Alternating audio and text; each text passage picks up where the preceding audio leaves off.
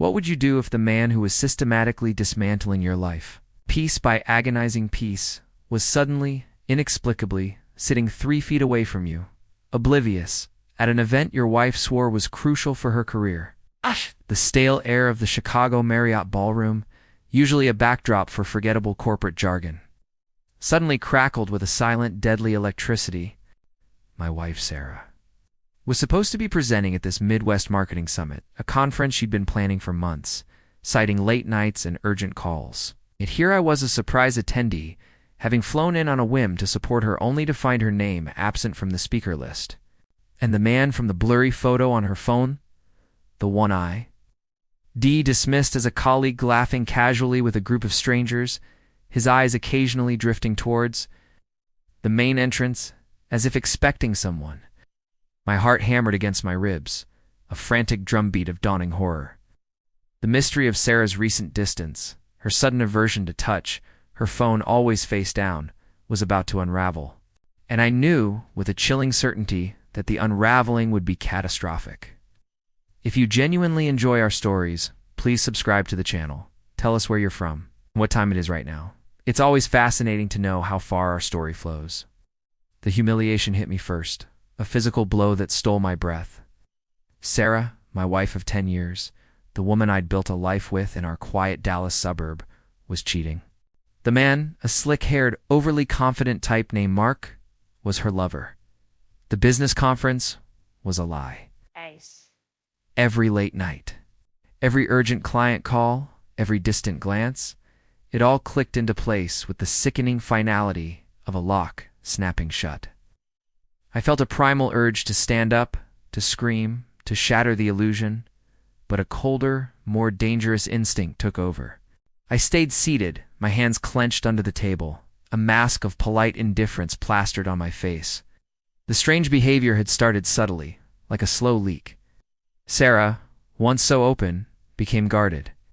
Her phone, previously a shared device for family photos, was now a fortress of passcodes and quick flips.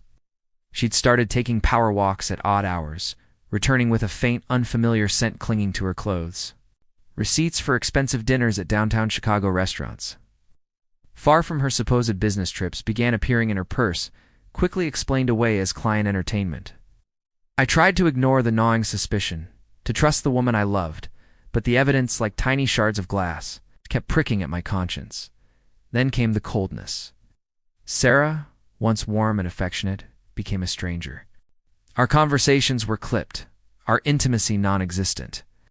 She'd look at me with an almost clinical detachment, her eyes devoid of the love I remembered. When I tried to talk, to bridge the growing chasm between us, she'd accuse me of being insecure, paranoid, manipulative. "You're suffocating me, David," she'd snap, her voice laced with an arrogance that made my stomach churn. "I'm a successful woman. I have a life outside of you."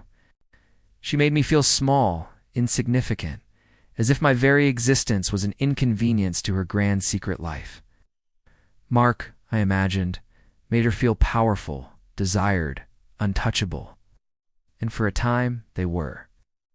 I remember one night, sitting alone in our living room in Dallas, the silence deafening, a half-eaten dinner growing cold on the coffee table. Sarah was working late. I stared at our wedding photo, her radiant smile mocking me from the frame. A wave of despair washed over me, so profound it felt physical. I wanted to curl up and disappear. I wanted to scream until my throat was raw. I was broken. But then, a flicker. A cold, hard ember of resolve ignited in the ashes of my shattered heart. They thought they were untouchable. They were wrong. The next few months were a blur of calculated moves. I became a ghost in my own home, observing, documenting. I installed discreet cameras, not in our bedroom, but in the common areas, capturing her furtive phone calls, her hurried departures. I hired a private investigator, a grizzled ex-cop named Frank from a small office in downtown Dallas, who specialized in infidelity cases. Frank's reports were clinical, brutal. Photos of Sarah and Mark holding hands in Miami Beach, sharing intimate dinners in New York, checking into hotels under assumed names. The digital breadcrumbs led to a shared apartment in Los Angeles, a secret life funded by my money, our joint accounts. I gathered every text, every email, every credit card statement. The proof was undeniable, meticulously organized in a folder labeled Project Phoenix. My lawyer, a sharp-suited woman named Ms. Chen from a firm on Commerce Street, listened patiently, her expression unreadable as I laid out the evidence. "This is comprehensive, Mr. Miller," she said, her voice calm. "You can proceed with extreme prejudice. My plan wasn't just divorce, it was total annihilation. I wanted her to lose everything she valued, her reputation, her career, her financial security, and the smug sense of superiority she wore like a second skin." The first trap was legal. Sarah had been siphoning funds from our joint investment accounts, a significant sum. To support her lavish double life, Ms. Chen filed a civil suit for fraud and embezzlement, freezing her assets. The second trap was social.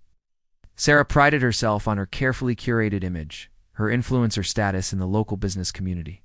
I created an anonymous website, a meticulously crafted narrative of her deceit, backed by irrefutable evidence, the photos, the hotel receipts, the recorded phone calls. I timed its release to coincide with a major industry event she was hosting at the Omni Dallas Hotel. The public exposure was swift and brutal. The website went viral within hours. Her business conference in Chicago, the one where I'd seen Mark, was exposed as a sham. Her carefully constructed world imploded. The civil suit became public knowledge. Her company, desperate to distance itself from the scandal, terminated her contract. Her friends vanished. Mark, the smug lover, turned out to be a coward. When his own wife discovered the affair through the public expose, he immediately cut ties with Sarah, denying everything, leaving her to face the fallout alone. I walked out of the courthouse into the bright Dallas sunshine, a free man. There was no triumph, no joy, only a profound, chilling emptiness. The revenge was complete, but it hadn't brought back the man I was, or the life I'd lost. It had merely cleared the wreckage. The silence that followed was the heaviest sound of all. The end.